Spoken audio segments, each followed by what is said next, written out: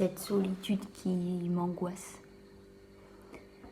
Aujourd'hui, je suis toute seule à la maison parce que mes colocs sont partis et il doit être 14h maximum.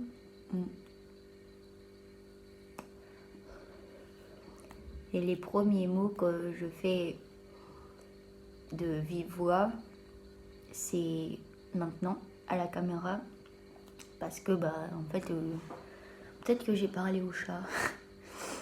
Mais parce que je suis toute seule, donc voilà. Et en fait, c'est assez bizarre parce que ça fait très longtemps que je suis angoissée par la solitude. Et ça s'est d'abord manifesté quand j'étais jeune ado. Mais ça n'a jamais été vraiment réel, dans le sens où ça fait que quelques mois, 6 mois à peu près, même peut-être plus, un peu plus maintenant, que je me rends compte vraiment que c'est ça qui m'angoisse le plus. Parce qu'avant, ce qui s'est passé, c'est que j'ai été harcelée au collège. Et j'ai très mal vécu cette période quand j'étais en 2e, donc ça représente l'année avant la 3e pour vous, donc la 4e française. Et du coup, j'étais harcelée. C'était pas un super chouette moment de ma vie. Parce que j'ai perdu tous mes amis. Et tout le monde s'est retourné contre moi, toute la classe. Et une partie de l'école aussi à certains moments, je pense.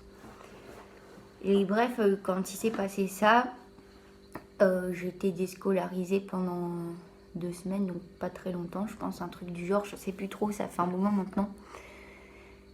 Et c'est la première fois de toute ma vie en fait où j'ai pas eu d'amis.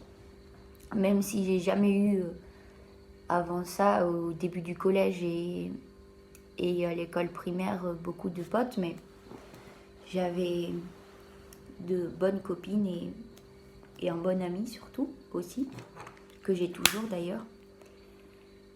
Et donc ça a été la première fois de ma vie où j'ai vraiment été confrontée à la solitude, mais j'ai eu la chance immense, comparée à d'autres enfants et ados qui se font harceler, d'avoir ma famille, parce que j'ai toujours beaucoup pu discuter avec mes parents. Et par chance, ils m'ont vraiment beaucoup aidée dans ces moments-là. Ils m'ont toujours beaucoup aidée, mais particulièrement à ce moment-là. Et ça, j'ai eu une enfance vraiment très joyeuse et un début d'adolescence aussi super joyeuse. Et mes parents m'ont vraiment épaulée, écoutée, ma petite sœur aussi. Et du coup, c'était moins pire parce que tout ce que je ne trouvais pas à l'école à cause de ce harcèlement, je le trouve à la maison. Parce qu'on avait un cocon familial vraiment formidable. Et j'avais des parents, enfin j'ai toujours d'ailleurs des parents très aimants et énormément à l'écoute, qui ont toujours beaucoup discuté avec moi. Et quand ça s'est produit, j'ai pas eu peur de leur dire. J'ai tout de suite été dans la confidence avec eux et avec ma petite sœur aussi. Et en fait, c'est passé. Et j'ai changé d'école, j'ai commencé le lycée, enfin la fin du collège et le lycée en artistique. Et en fait, je me suis pas vraiment fait harceler la première année, mais je me suis fait rejeter. Ça a été dur, mais c'était moins pire dans le sens où c'était que quelques personnes qui voulaient plus trop être amies avec moi. Et puis j'ai eu un très bon ami qui m'a aussi aidée. Et en fait, ça a été ainsi de suite. Et puis là, les 3 dernières années de lycée, j'ai eu vraiment des chouettes amis. Et ça s'est estompé. Sauf qu'en moi, j'ai toujours gardé cette angoisse. En fait, c'est même plus une peur, c'est vraiment une angoisse d'être seule et de me retrouver confrontée face à moi-même.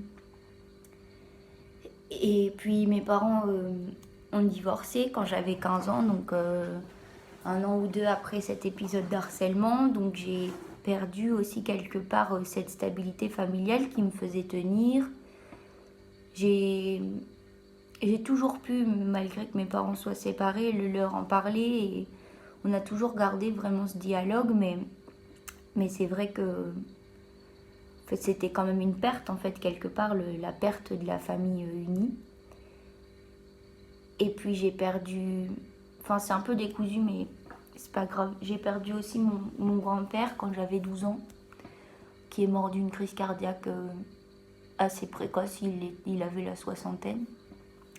Et ça m'a beaucoup marqué. Et puis j'ai perdu mes deux arrière-grands-pères un an de suite. Et mon dernier arrière-grand-père, donc le second des deux, il est mort en février alors que mes parents s'étaient séparés en décembre. Et ça a été très très difficile.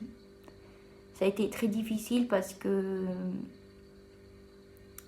qu'en fait pour moi la peur de la solitude elle vient vraiment avec la peur de la perte. Et c'est jamais quelque chose que j'ai bien vécu et j'ai toujours trouvé des manières de me réconforter. Par la clope, par les amis, enfin d'autres amis, les sorties, le reste de ma famille, mes grands-parents, mes tantes, mes oncles. Voilà. Donc j'ai toujours eu cette chance en fait d'être vraiment très entourée et quelque part je pense que ça m'a sauvée aussi de plein de choses parce que j'allais vraiment très mal. Et puis ma petite sœur a vraiment joué un grand rôle là-dedans parce que c'est quelqu'un qui est extrêmement à l'écoute et qui est très loyal et qui met un point d'honneur à la famille. Et même si elle a un fort caractère, je sais que quand ça va pas, elle est là. Sauf qu'en fait, ce schéma de perte, que ce soit des pertes par décès ou des pertes par éloignement, ça continue à se produire. Et l'année dernière, ma sœur est partie aussi vivre dans le sud, donc très loin de nous. Et je sais pas, c'est bête, mais en fait, je l'ai jamais très bien vécu.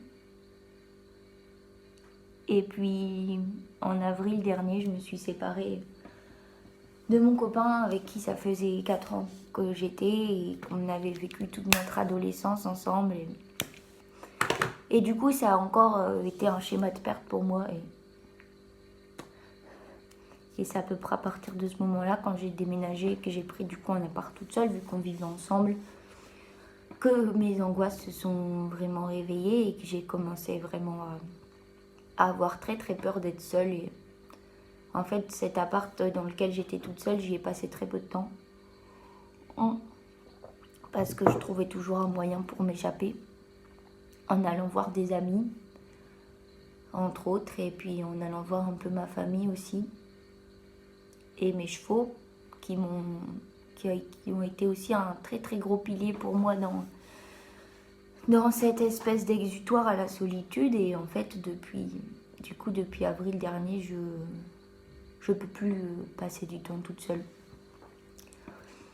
Au début, c'était très très difficile dans le sens où j'allais chez des amis, je dormais chez eux parce que j'arrivais pas à dormir toute seule. Je rentrais chez moi 1 heure, 2 heures, 3 heures et au bout de 3-4 heures, même pas, ça y est, c'était fini, j'étais angoissée, je pleurais, je savais pas quoi faire, je me sentais vraiment pas bien. Et en fait, heureusement, avec les mois qui sont passés, j'ai appris à dompter cette angoisse et à comprendre et aussi à trouver des solutions pour me sentir bien quand j'étais toute seule, pour trouver du positif en fait dans cette situation. Mais j'en suis toujours pas au stade où je me sens vraiment bien, tu vois. Mais ce qui est super bizarre, c'est qu'il y a... Avant que j'habite seule et quand j'habitais encore chez ma mère, je passais du temps toute seule dans ma chambre. Enfin, ma mère et ma soeur étaient toujours là, mon beau-père aussi, mais je pouvais rester seule dans ma chambre et j'aimais cette solitude. Et j'étais plutôt du genre à vouloir rentrer chez moi plutôt que de passer des soirées avec des gens de ma classe ou ce genre de trucs. Et maintenant, ça c'est fini en fait. Et même, c'est comme si en fait, en quittant le foyer familial, j'avais perdu ces habitudes-là. Et du coup, c'est un peu comme si j'avais régressé dans cet apprentissage de la solitude. Et tu sais, c'est un peu comme les enfants qui essaient qui apprennent la propreté. Il y a des moments où tout d'un coup, ils deviennent propres et puis pendant 3-4 mois, ils régressent en quelque part et ils n'arrivent plus à être propres. Bah, moi, c'est pareil avec la solitude. Mais c'est difficile parce que je sais que j'en ai besoin en fait. Et que c'est aussi en appréhendant cette chose-là qu'on apprend à se connaître et qu'on est face à soi.